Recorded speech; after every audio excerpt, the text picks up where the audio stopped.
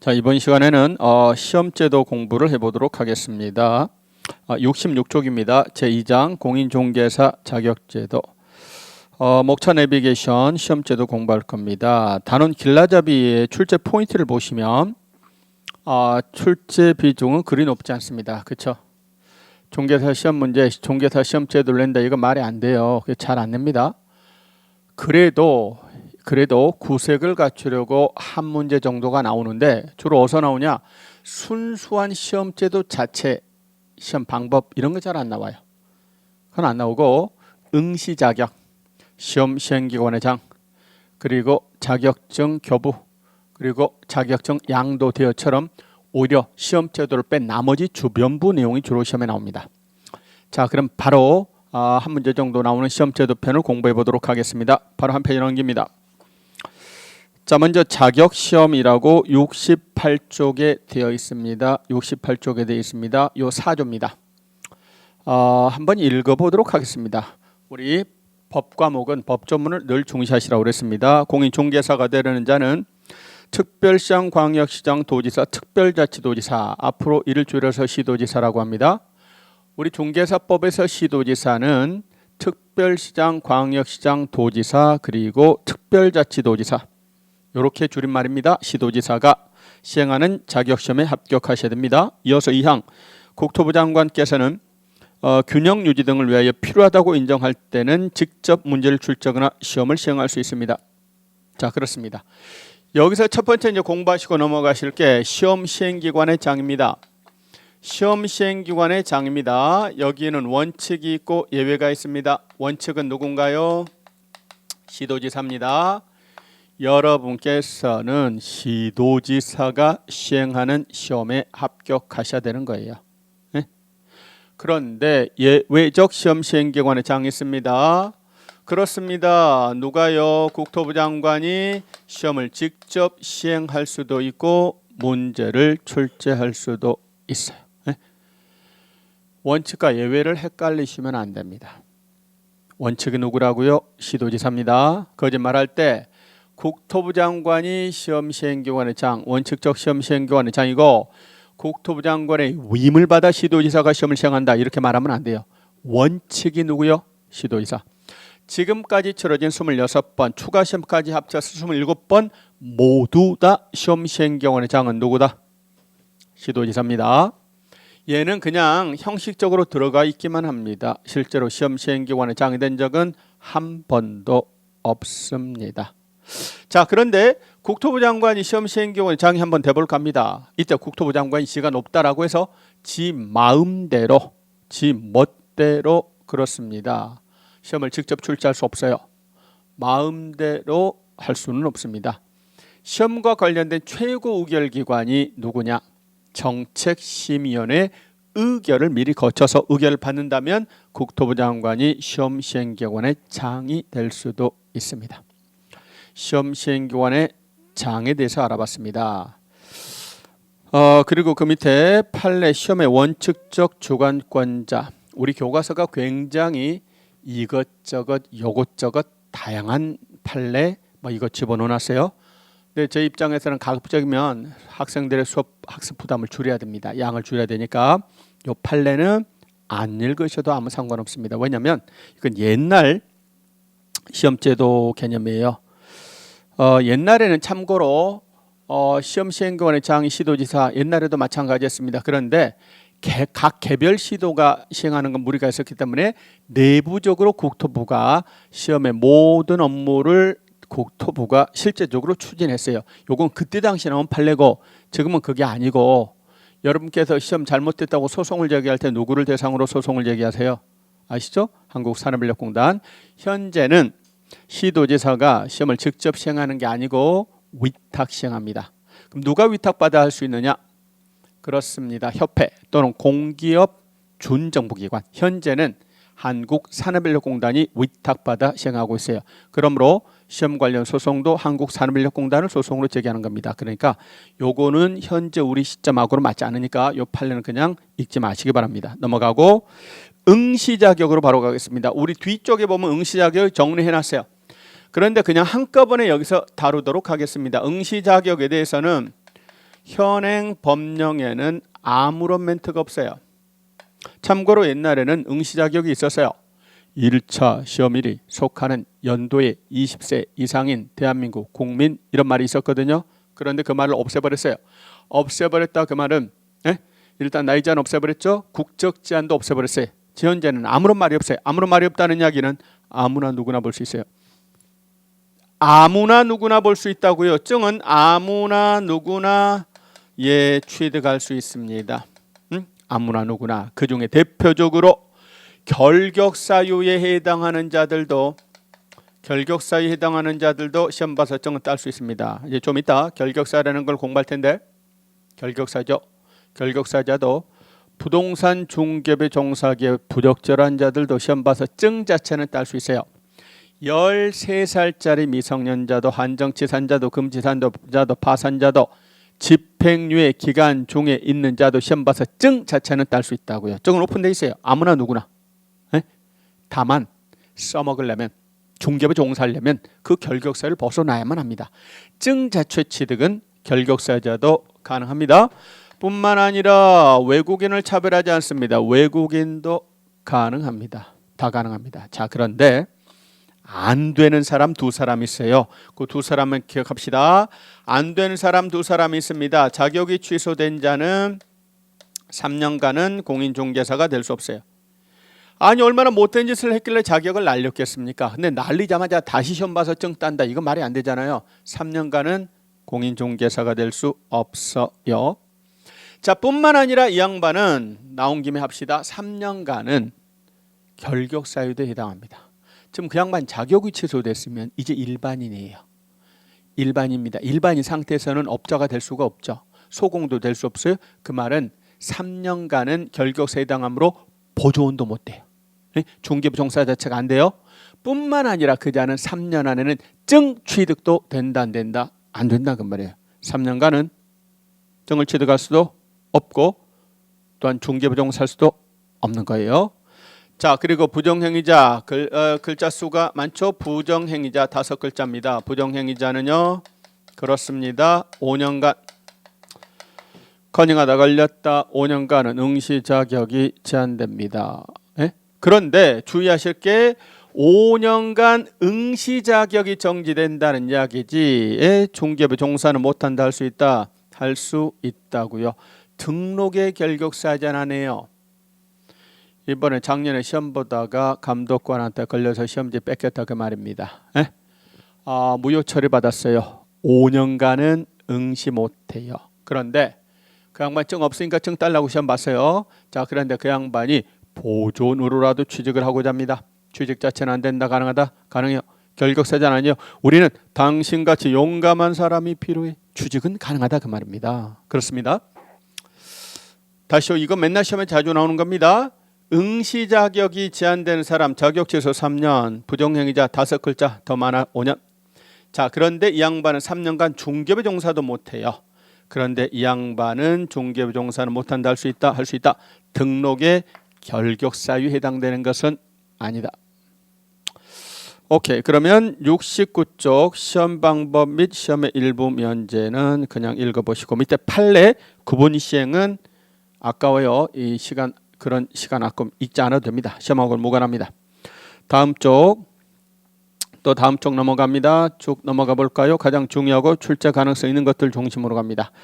74쪽으로 갑니다. 정책심의위원회라는 조직이 있어요.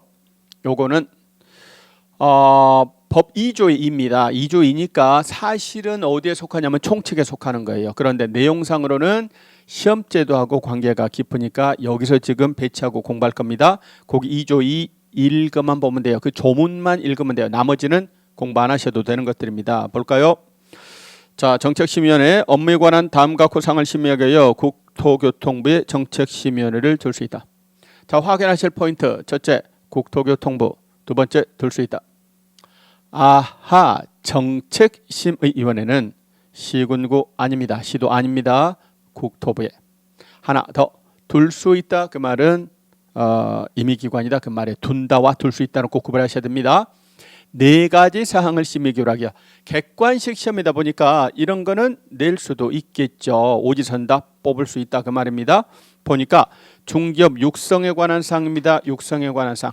예? 그 다음에 육성에 관한 사항이 있고요. 보수에 관한 사항이 있어요. 또 보증에 관한 사항이 있고요. 자격 취득에 관한 사항이 있습니다. 순서를 좀 바꿔서 중기업 육성에 관한 사항, 보수에 관한 사항, 보증에 관한 사항, 자격 취득에 관한 사항, 앞 글자를 따서 앞으로 육보보자라고 해야겠습니다. 육보보자.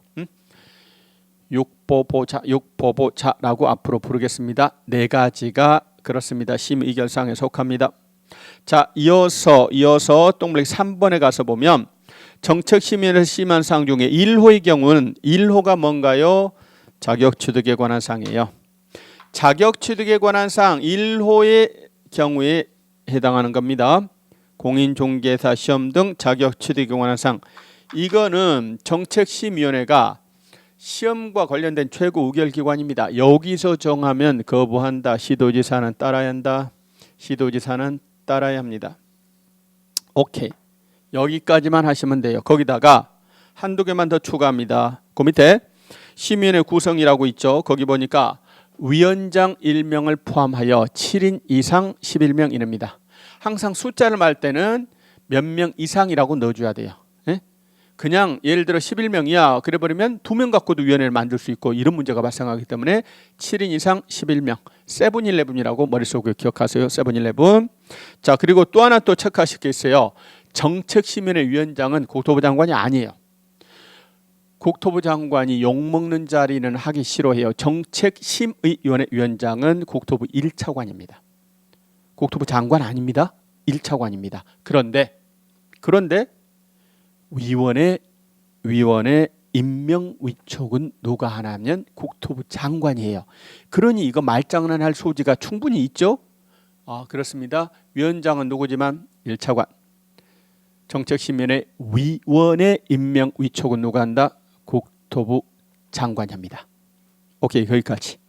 그러면 밑에 박스 위원이 될 수 있는 자들 쭉 쓸쓸할 때, 그 다음에 오른쪽 위원회 채척, 기피, 회피, 외로울 때 읽어보세요.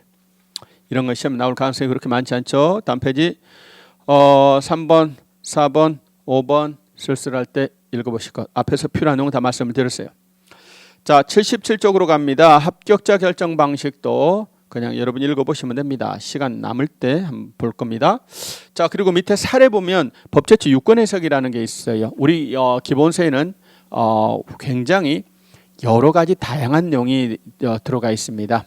자, 그런데 시험과 관련해서는 유권 해석 중에 필요한 부분도 있지만 불필요한 부분들도 많아요. 지금 어차피 유권 해석이라는 건 말입니다. 뭐죠? 국토부 업무 담당자의 사실은 주관적 견해입니다.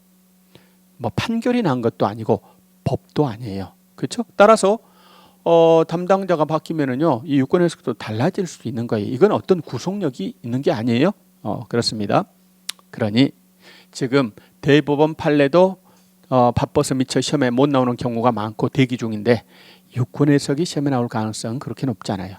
그러니까 학습하실 때 참고 삼아 읽어는 보시되 외우실 필요는 전혀 없어요. 예? 유권 해석이 시험에 나올 경우는 확률은 0.001% 이렇게 보시면 돼요. 예, 그러니까 요거는 우리 역량을 키우기 위해서 읽어보시는 거지 시험과 직접 관련은 없습니다. 그래서 요것도 그냥 쓸쓸할 때 읽어보시고 넘어갑니다.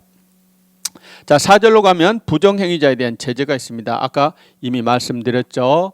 부정행위자 몇 년간? 5년간 응시 자격이 정지가 됩니다. 그런데 그 조문에 보면 4조의 3에 보면 시험은 무효로 하고 처분이 있은 날로부터 5년간 응시 자격을 정지한다. 5년간 응시 자격 정지하는데 기준일이 언제예요? 옛날에는 시험 시행일이라고 그랬거든요. 근데 사실은 그게 합리적이지 않아요. 그래서 지금은 기준일을 바꿨어요. 처분일로부터 5년간. 처분일로부터 5년간 응시 자격이 정지되는 겁니다. 그렇습니다. 그렇게 조문만 읽어보시면 될 거예요. 그리고 5년간 응시 자격을 정지하면 시험 시행경원의 장은 지체 없이 이를 다른 시험 시행경원의 장에게 통보한다. 그 지체 없이라는 말을 하나 주의하시고, 우리 중개사법에는 지체 없이라는 말이 꽤 자주 나옵니다. 그런데 이 지체 없이라는 말은 읽으실 때 하나의 숫자처럼 취급하셔야 돼요. 왜냐하면 시험 볼 때 지체 없이 대신에 숫자를 집어넣습니다. 예를 들어서 이 경우 5일 이내, 7일 이내, 10일 이내, 15일 이내 이를 통보해야 된다. 이런 식으로 말을 바꿔서 문제 내는 경우가 많거든요. 그러니까 지체 없이는 하나의 숫자로 취급하실 것, 숫자처럼 취급하시고 읽으셔야 됩니다. 자, 오른쪽 79쪽으로 갑니다. 이번에는 자격증 교부가 나와 있습니다. 자, 그럼 자격증 교부 주로 우리가 공부하는 포인트들은 기출됐던 부분 중심으로 해요. 지금까지 한 번도 기출되지 않았던 부분들은 27번 시험 볼 동안 한 번도 안 나왔던 것들은 별로 중요치 않다. 거꾸로 말하면 거의 중요치 않다 그 이야기예요. 네? 앞으로도 나올 가능성은 줄고 그보다 더 중요한 것들이 많으니까 기출됐던 부분을 중심으로 정리하시면 됩니다. 자, 그런데 시험제도 자체는 잘 안 나와요. 근데 오히려 이렇게 자격증 교부 이런 부분이 시험에 더 잘 나와요. 나온 적이 있습니다. 자, 먼저 합격자 공고는 누가 하냐면 시험 시행기관의 장이 합격자를 공고합니다. 합격자 공고를 합니다. 자, 그러면 이어지는 표현 법제 5조입니다. 이어지는 표현 자격증 교부가 나와요. 그게 자주 나옵니다. 증 교부는 누가 하냐면 시도지사가 자격증을 교부합니다. 이렇게 나와요. 네? 아하, 설사 시험 시행기관의 장이 국토부 장관이 시험 시행기관의 장이라고 하더라도 증 교부 같은 시다발의 업무는 누가 한다? 시도지사가 합니다. 시도지사가 자격증을 교부하시는 겁니다. 자, 그런데 잃어버렸어요. 그러면 재교부 신청합니다. 누구한테요? 교부한 시도지사한테. 그렇습니다. 우리 법령은 교부한 시도지사 중심입니다. 이 자격증은요, 국토부 장관하고도 관계가 없고요. 자격증은 시군구청장하고도 관계가 없고 자격증은 시도지사하고 관계가 있어요. 원칙적 시험 시행기관의 장 시도지사, 증교부 시도지사, 자격증 재교부는 교부한 시도지사에게, 자격 취소 교반 시도지사가, 자격정지도 교반 시도지사가, 취소 처분받으면 자격증 반납도 교반 시도지사, 미반납에 대한 과태료 처분도 교부한 시도지사. 우리는 시도지사, 그중에 특히 교부한 시도지사 중심입니다. 사무소 소재지관할 시도지사가 아닙니다. 교부한 시도지사. 그자에게 교부를 신청하시면 되는 겁니다. 그렇습니다. 자격증 교부. 다음 페이지 또 넘기시고 이번에는 뭐로 가냐면 6절 결격사유라고 되어 있어요. 이미 아까 공부한 것처럼 자격시험 응시의 결격사유예요. 우리 법 6조의 결격사유가 나오고 우리 법 10조의 결격사유가 나와요. 결격사유라는 말이 두 번 나와요. 6조의 결격사유는 시험 응시의 결격사유를 말하는 거예요. 네? 3년간은 자격이 취소된 자는 3년간은 공인중개사가 될 수 없다. 그런데 10조의 결격사유는 등록의 결격사유라고 말하고 그 결격사유에 해당하는 자들은 뭐가? 개공 등이 될 수 없어요. 중개업에 종사할 수 없는 결격사유가 있고 시험 응시의 결격사유가 있습니다. 여기서 결격사유는 시험 응시의 결격사유예요. 그런데 우리 시험 볼 때 별말 없는 결격사유는 거의 10조 결격사유, 즉 등록의 결격사유를 의미할 때가 많습니다. 자, 내용만 간단하게 아시는 것처럼 아까 말씀드렸죠. 자격 취소된 자는 3년간은 공인중개사가 될 수 없어요. 또한 3년간은 중개부 종사도 안 됩니다. 이어서 대여금지로 넘어갑니다. 이것도 역시 읽어보기만 하면 돼요. 조문을. 제7조 제1항 공인중개사는 다른 사람에게 자기 성명을 사용하여 업무를 하게 하거나 자격증을 양도대여하시면 안 되고 2항 누구든지 양수대여받아 사용하는 것도 된다 안 된다? 안 돼요. 자격증 대여의 전형적인 패턴입니다. 자격증 좀 빌려도 자격증 빌렸어요. 뭐 하려고 빌리는 거예요? 내 자격증 있다고 폼 잡으려고 빌리는 게 아니죠. 그 자격증을 이용해서 업무를 하려고 빌리는 거죠. 가장 전형적인 패턴은 뭐예요? 지금 갑이라고 하는 자가 있습니다. A라고 하는 자가 있습니다. 자, 지금 보니까 A는 중개사 시험 합격했고 자격증을 취득을 했어요. 근데 갑은요? 보조원입니다. 경력 30년입니다. 완전 베테랑입니다. 실무 능력은 뛰어납니다. 다만 증이 없을 뿐이에요. 자, 그래서 갑이요 어떻게 해요? 증 가진 사람 A한테 증을 빌리죠. 300만 원 줄 테니까 500만 원 줄 테니까 증 좀 빌려다오. 증 빌려줬다 쓰려고 그 증을 이용해서 업무 하려고. 그래서 등록 신청은 누구 이름으로 하는 거예요? 등록 신청은 A 이름으로 하는 거예요. 개공사는 누구예요? A가 개공사예요. A가 개공입니다. 자, 그리고 법률상으로는 A가 개공이고 갑은 보조원이에요. 그러나 법률상으로는 그렇지만 실질적으로는 얘가 사장이에요. 또는 얘는 명의만 빌려준 겁니다. 또는 소공으로서 일을 하는 경우들이 많아요. 자, 실질적인 오너는 누구? 갑. 자, 그래서 업무 처리도 주로 누가 했다? 갑이 했다 그 말입니다. 중개도 갑이 했고 계약서 작성도 다 갑이 했어요. 예? 실은 갑이 했어요. 그런데 서명 날인은 갑의 이름으로 한다. 외형상 개공인 A 이름으로 한다. A 이름으로 하는 경우가 많죠? 예, 그렇습니다. 자, 이때 외견상으로는 A가 한 거예요. 예? 따라서 문제가 없는 것처럼 보입니다. 그런데 양도대여 여부는 뭘로 판단한다? 외견으로 판단할까요? 실질로 판단할까요? 실질로 봐야 되겠죠? 자, 그래서 다시요. 조문에 이렇게 써졌죠. 공인중개사가 다른 사람에게 자기의 성명을 사용하여 업무를 하게 한 거예요. 사실 이거는 업무는 갑이 했지만 A 이름으로 서명 날인하잖아요. 다른 사람에게 자기 성명을 사용하여 업무를 하게 했습니다. 자격증 양도되어야 했습니다. 된다 안 된다? 안 돼요. 생각해보면 뭐 당연한 이야기입니다. 자격증을 양도되어야 했으면 어떡할까요? 예? 내비둬야 될까요? 자격을 취소해야 될까요? 당연히 자격을 취소해야 되겠죠. 자격을 취소해야 됩니다. 그리고 이 자격 취소받고 불이 안 풀려요. 형사처벌 대상도 돼요. 1년 이하 징역 1천만 원 이하 벌금. 반대로 양수대여 받아 사용을 한 자는 그자 명의의 증은 없으니까 그러나 양수대여 받아 사용한 자도 형사처벌 대상이 됩니다. 1년 이하 징역 1천만 원 이하 벌금에 처합니다. 83쪽에 나와 있는 대여의 의미 판례는 시험에 나온 적이 있어요. 이건 중요해요. 그러니 이 판례는 읽으셔야 돼요.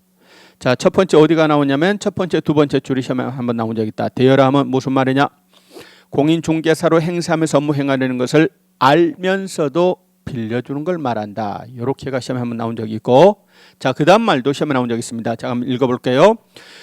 무자격 자력금 구 공인중개사 명의로 개설 등록을 마친 중개사무소 경영에 관여하거나 자금을 투자하고 이익을 분배받도록 했습니다. 그래도 공인중개사 자신이 업무인 거래 중개를 수행하고 무자격자로 하여금 업무를 수행하도록 하지 않는다면 대여라고 말할 수는 없을 것이다. 이 부분도 우리 시험에 2번이나 지문으로 나온 적이 있습니다. 무슨 말입니까? 증 있는 사람하고 증이 없는 사람하고 증이 있는 A하고 증이 없는 갑하고 동업을 했다 그 말입니다. 동업을 했어요. 그런데 A는 증이 있고 갑이 증이 없어요. 자, 지금요 증이 없는 갑이 뭐 했어요? 자금을 대줬다 그 말입니다. 경영에 관여를 했습니다. 이익을 분배받았습니다. 그런데 갑은 주요한 업무는 안 했어요. 주요한 업무는 중개 업무는 다 누가 했냐? A가 했을 뿐이라 그 말입니다. 이런 상태라면 A하고 B하고 동업을 했다라고 해서 양도대여라고 말한다 안 한다? 안 한다. 얼마든지 돈 있는 사람과 증 있는 사람이 결합해서 동업을 할 수 있다. 이때 증이 없는 돈 있는 사람은 자본만 됐다. 이익만 분배받았어요. 업무에는 전혀 관여하지 않았다 그 말입니다. 가능합니다. 되라고 하잖아요. 그런데 여기서 이제 슬쩍 바꿔서 이자가 중개 업무도 했다. 만약에 이렇게 제시가 됐어요. 증이 없는 갑이 동업을 하면서 중개 업무를 했다. 그러면 결국은 얘는 업무 하시면 안 되잖아요. 주요한 중개행위는 누가 해야 돼요? A가 해야 돼요. 그렇죠? 만약에 동업을 하면서 중개 업무를 갑이 했다. 이때는 안 돼요. 양도대여가 되는 겁니다. 자, 이어서 그 다음 표현입니다. 그 다음 표현. 무자격자가 공인중개사 업무를 수행하는데 여부는 외관상 업무를 수행하는 형식에 우천 여부에 구애됨이 관계없이 구애됨이 없이 외관 그 다음에 실질 이게 서로 반대되는 키워드죠. 외관이 중요하다. 실질이 중요하다. 외관이 중요하다. 실질이 중요하다. 실질. 형식이 중요한 게 아니고 실질이에요. 형식은 업자가 서명 날인한 걸 했지만 내부적으로는 다 무자격자가 업무를 했어요. 그러면 이거는 전형적인 양도대여입니다. 무자격자가 공인중개사 명의를 사용하여 업무를 수행한 여부에 따라 판단하셔야 됩니다. 이어지는 표현 2번. 이것도 첫 번째 줄이 중요해요. 첫 번째 줄을 밑줄 그어놓으세요. 스스로 몇 건의 업무를 직접 수행을 했어요. 지금 아까 이 경우 한 달에 10건의 계약서를 작성했는데 얘도 2건에서 3건의 계약서를 작성했다 그 말이고 나머지 7개, 6개, 7개, 8개를 누가 했느냐? 갑이 했다 그 말이에요. 이때 A가 내가 비록 스스로 몇 건을 했으면 나머지는 대부분 무자격자가 업무를 했어도 내가 스스로 몇 건 했으면 그거 괜찮느냐 아니냐 그 이야기예요. 법원에서는 얘가 스스로 몇 건 했어도 나머지는 다 무자격자가 했다. 양도되어 아니다 이다 이렇게 봤어요. 이것도 양도되인 겁니다. 양도되어로 봅니다. 그래서 이 판례는 다 시험에 나온 적이 있은 거니까 주의하시기 바랍니다. 자, 이어지는 표현 유사명칭 사용 금지입니다. 유사명칭 사용 금지도 제목만 읽어보면 돼요. 그렇죠?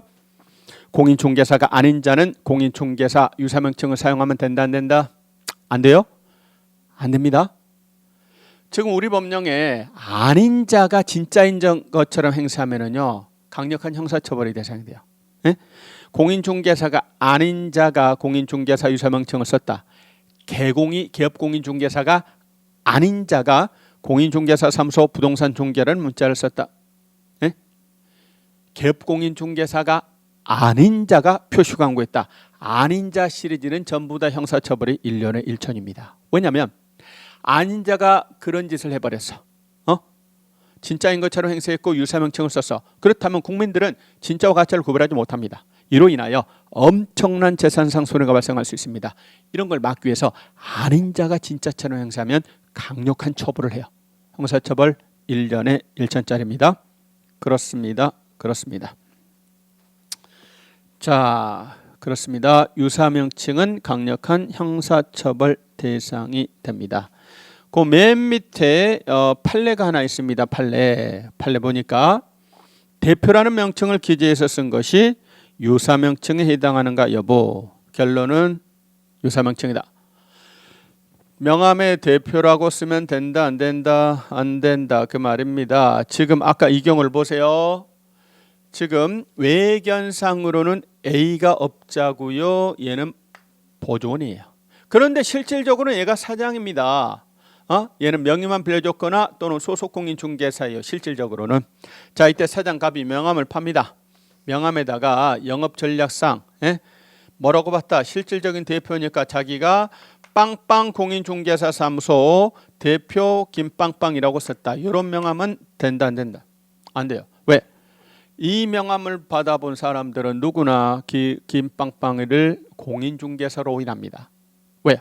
우리나라에서 등록은 아무나 해준다. 증 가진 사람 안 해준다. 증 가진 사람만 해주잖아요. 그런데 대표 이렇게 됐으면 그 자를 공인중개사로 인식합니다. 우리가 명함을 받았는데 법무사 사무소 대표 누구, 세무사 사무소 대표 누구, 그럼 그 자를 우리가 법무사 세무사로 인식하잖아요. 그렇듯이 이것도 공인중개사로 오인할 소지가 있다. 예? 유사명칭으로 봅니다.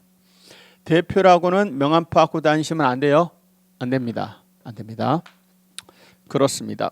자, 이렇게 해서 유사명칭까지 공부를 해봤습니다. 그러면 88쪽 제3장 중개업 등으로 갑시다. 자, 중개업 등에는 보니까 1절에서 9절까지 배치가 돼 있어요. 자, 그 중에 1절, 2절, 3절, 4절은 등록 관련된 내용입니다. 1절 등록, 2절 결격사유 3번, 등록 중 교부 4번, 이중 등록 금지. 자, 5절 이하는 이제 등록을 받고 나서 알아야 되는 내용이에요.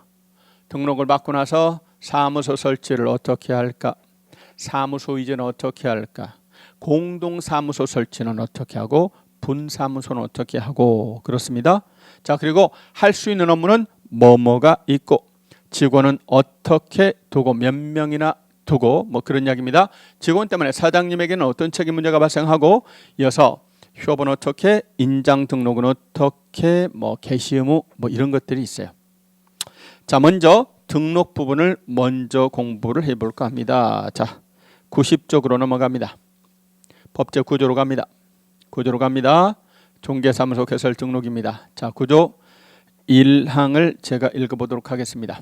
종개업을 영위하려는 자는 국토교통부령이 정하는 바에 따라 중개사무소를 두르는 지역을 관할하는 시장, 군수구청장, 이하 등록관청이라고 합니다. 시장에는 구가 설치되지 아니한 시시장과 특별자치도 행정시 시장을 말합니다. 가로 닫고 시군구청장에게 개설 등록을 하셔야만 합니다. 현재 우리나라에서 중개업을 하려면 등록을 받으셔야 됩니다. 허가, 신고, 인가, 승인 전부 다 아닙니다. 뭐요? 등록을 받으셔야 돼요. 자, 등록이라는 건 그냥 자동차 등록한다 이렇게 생각하세요. 일정한 사실관계란 법률관계를 공적인 장부에다가 기재하는 행위. 그럼으로써 그 사실관계란 법률관계의 존부를 증명받는 역할을 하는 것을 등록이라고 합니다. 그러면 봅시다. 등록의 법적 성질이 쭉 나와 있어요. 거기 보니까 적법요건이다, 대인적 등록이다, 개별성 있다, 일신전속성 있다, 명령적 행정행위다, 기속적 행정행위다 이렇게 써졌죠. 그 중에서 제일 중요한 건 딱 하나예요. 그 중에 여러 가지 등록의 성질이 나와 있는데 제가 보기에 제일 중요한 건 등록은 뭐다? 적법요건일 뿐이다. 대한민국에서 중개업을 하시려면 갑이라고 하는 자가 대한민국에서 중개업을 하시랍니다. 그렇다면 마음대로 한다. 등록을 바꿔야 된다. 등록을 받고 하셔야 돼요. 근데 등록을 안 받고 하셨어요. 안 받고 하시면 위법행위한 거예요. 등록은 적법요건입니다. 안 받고 하시면 위법행위한 거예요. 자, 따라서 안 받고 업을 하는 자를 무등록업자라고 합니다. 무등록업자는 등록제 근간을 무너뜨리는 자입니다. 그래서 최강의 형벌입니다. 어떻게 해요? 3년 이하 징역, 2천만 원 이하 벌금에 처해집니다. 그런데 무등록업자 갑은 비록 처벌 대상이 되더라도 당사자 간 체결된 거래계약은 어떻게 해요? 영향을 미친다, 미친다? 무등록업자는 처벌되지만 당사자 간 계약은 유효입니다. 등록은 적법요건일 뿐 효력요건은 아니에요.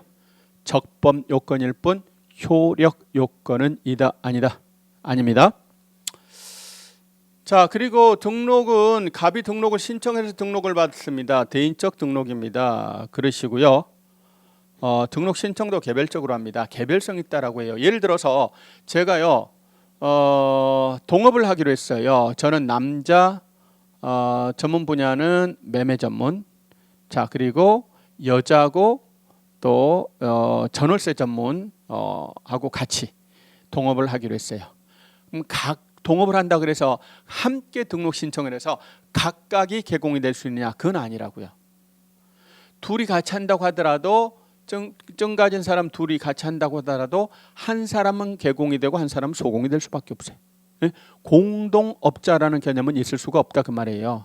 그러면 당신도 하고 싶으면 당신도 등록을 신청하고 나도 등록 신청을 해서 각각 개공이 돼서 사무소를 같이 쓰는 방식으로는 가능할지 모르지만 공동 개공이라는 개념은 개인은 있을 수가 없다 그 말이에요. 개별성이 있다 이렇게 말합니다. 그리고 다른 전문 직업인도 마찬가지입니다. 변호사, 회계사 다 마찬가지. 등록의 효력은 등록받은 나한테만 미치는 거예요. 일신에 전속합니다. 제가 돈 받고 타인에게 양도, 대여, 증여, 상속, 이전할 수 있다 없다? 없어요. 당연히. 등록의 효력은 일신, 한 몸에 전속하는 거기 때문에 내가 죽으면 당연히 돌아가시는 순간 등록의 효력은 소멸될 겁니다. 그렇죠? 자, 그 밖에 우리 법이 정하는 기준을 만족했어. 기준을 만족했어. 이때 등록관청은 등록을 거부하거나 제한할 수 없어요. 넌 안 돼. 왜? 마음에 안 들어. 인상이 더러워서 안 돼. 넌 안 돼. 왜? 이 동네 부동산이 너무 많아서 안 돼. 네가 뭔데? 등록을 거부하거나 제한할 수 있다 없다? 없다. 행정청은 제한 의제가 없어요. 법규가 정해진 그대로 집행만 해야 됩니다. 우리 법이 정하는 기준을 만족하면 등록관청은 등록을 해 주어야 됩니다. 이런 속성을 기속성이라고 말합니다. 자, 그러면 등록관청 개념부터 알아보도록 하겠습니다. 등록관청 개념부터 알아보도록 하죠. 자, 중개업을 하려면 일단 흐름을 한번 봅시다. 흐름을 보고 우리가 필요한 부분에 대한 공부를 해보도록 하겠습니다. 중개업을 하려면 먼저 뭐 해야 돼요? 준비하셔야 준비. 무슨 준비하셔야 돼요? 정도 따시고 결격사에 해당되시면 안 되고 사무소도 확보하셔야 되고 점포는 물론 교육도 받으셔야 되고 여러 가지 준비하셔야 돼요. 준비를 해서 업을 하고자 하는 당신께서 개설 등록 신청을 하셔야 됩니다. 가만히 있으면 막 등록증 주는 거 아니에요. 당신이 신청을 해야 됩니다. 누구한테? 등록관청에게. 그러면 우리 법이 정하는 기준을 만족하는가 얘네들은 검토해 보겠죠. 검토 결과 별 흠이 없어요. 그러면 반드시 처분 통지를 해줘야 됩니다. 신청일로부터 처리기간 7일 내에 종별을 구분하여 등록 처분을 행하고 신청인에게 서면 통지를 하도록 돼 있어요. 서면 통지를 받으시면 이 양반은 개업공인중개사가 된 거예요. 네? 자, 그리고 손해배상 책임 보장을 위한 조치로서 보증을 설정해서 신고하면 등록증을 주고 등록증을 받으시면 업무를 개시하시면 됩니다. 자, 그리고 업무 개시 전까지는 인장 등록등을 하셔야 됩니다. 1년의 흐름은 이와 같습니다. 그러면 필요한 핵심적 요소들을 부분 하나씩 떼어서 공부를 해볼까 합니다. 자, 그 중에서 이제 등록관청부터 이제 하나씩 공부를 해보도록 하겠습니다. 자, 등록관청 개념을 봅시다. 등록관청은 누구래요? 등록관청은 누구래요? 사무소 소재지입니다. 두고자 하는 사무소입니다. 신청인의 주소지 아니에요. 사무소 소재지를 관할하는 누구? 시장, 군수, 구청장. 네? 자, 그런데 가로 열고 구가 설치되지 아니한 시의 시장을 말한다. 가로 닫고 이렇게 돼 있어요. 자, 먼저 첫 번째 확인하실 표현은 누구라고요? 사무소 소재지. 사무소 소재지. 제가 살기는 어디 사는데? 종로구. 중개사무소는 어디에 두고 싶어? 강남구. 그러면 누가? 사무소를 두고자 하는 사무소 소재 관할 강남구청장이 등록관청이 됩니다. 사무소 소재 관할 시장군수구청장입니다. 자, 먼저 쉬운 것부터 갑시다. 군에서는 군수가 등록관청입니다. 밑에 읍장, 면장, 이장 아닙니다. 자, 그리고 구에서는 구청장이 등록관청입니다. 먼저 시부터. 여기서 시장은 구가 설치되지 아니한 중소도시 시장은 등록관청입니다. 뭔가요? 인구가 얼마 안 돼요. 그래서 구가 설치되지 아니한 조그만한 중소도시들 있죠. 현재 우리 지방자치법상 구를 두려면 시 인구가 50만 이상이어야 돼요.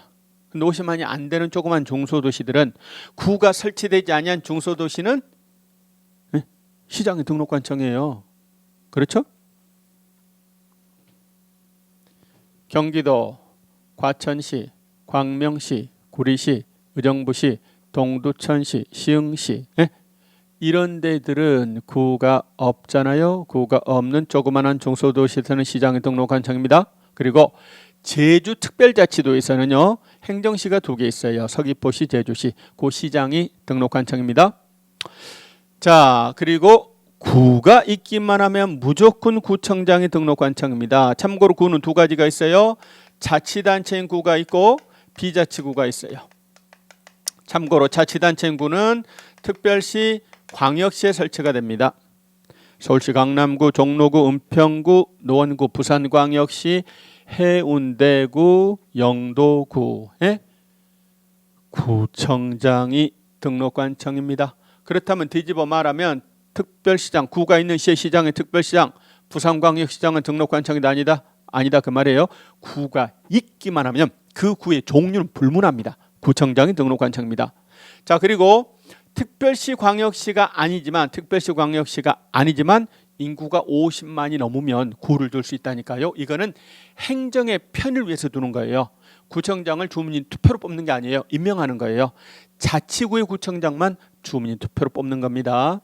자, 그래서 대표적으로 경기도 수원시에는 장안구, 팔달구, 또 영통구 이런 구가 있지요. 또 경기도 성남시에도 수정구, 중흥구, 분당구 있죠. 또 무슨 안양에도 동안구, 만안구, 부천에도 원미구, 소사구 등등 구가 있어요. 구가 있기만 하면 구청장이 등록관청이에요. 그 구의 종류를 불문합니다. 자, 그럼 그 말을 뒤집어 말하면 구가 있는 시의 시장은 등록관청이 아니니까 특별시장, 광역시장은 등록관청이다 아니다? 아니다. 또 수원시장, 고양시장, 성남시장 같이 구가 있는 시의 시장은 등록관청이 아니에요. 아닙니다. 이 등록관청은 개업공인중개사하고 긴밀한 관계를 맺습니다. 네? 모든 건 얘가 하죠. 아까 우리가 자격증은 시도지사하고 긴밀한 관계를 맺는다 그랬어요. 그렇습니다. 개공하고는 등록관청이 각종 뭐 신고 의무도 전부 다 행정처분도 각종 것들은 전부 다 등록관청과 긴밀한 관계를 맺습니다. 자, 그러면 등록 신청자가 나옵니다. 그거는 조문을 보는 게 더 좋아요. 일단 90쪽 거기 동그랗 2번을 보세요. 90쪽 9조 2 9조의 2항 공인중개사 또는 법인이 아닌 자는 등록을 신청할 수 없다.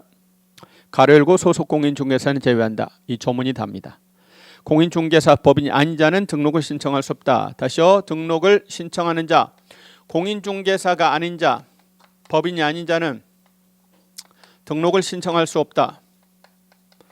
그 말은 무슨 말입니까? 결국 등록 신청은 누구누구만 가능하다. 공인중개사와 법인이 등록 신청할 수 있다.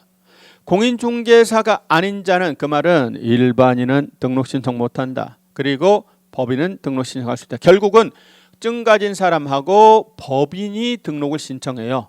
조합은 등록 신청 못해요. 네?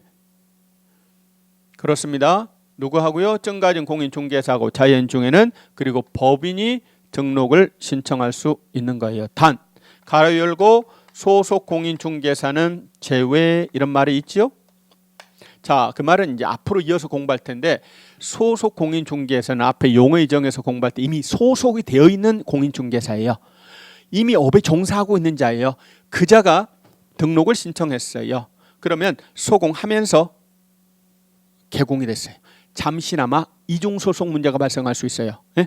우리 법은 이중소속 양다리 걸치는 걸 끔찍하게 싫어합니다. 소공하면서 그렇습니다. 등록받는 건 허용하지 않겠다. 소공은 제외. 따라서 소공이 너가 업자가 되고 싶으면 소공을 유죄라 접어라. 접고 그냥 공인중개사로서 등록을 신청해야 된다. 그 말입니다. 항상 포함과 제외는 구별하셔야 됩니다. 소공은 제외예요. 이 말 말고는 다른 말이 없어요. 결국은 아무 말 없으면 외국인 외국법인도 안 된다. 가능하다. 가능합니다. 다시요. 등록 신청은 누가 할 수 있느냐? 공인중개사 가능합니다. 법인 가능합니다. 외국인 외국법인 가능합니다. 그러나 소공은 된다 안 된다?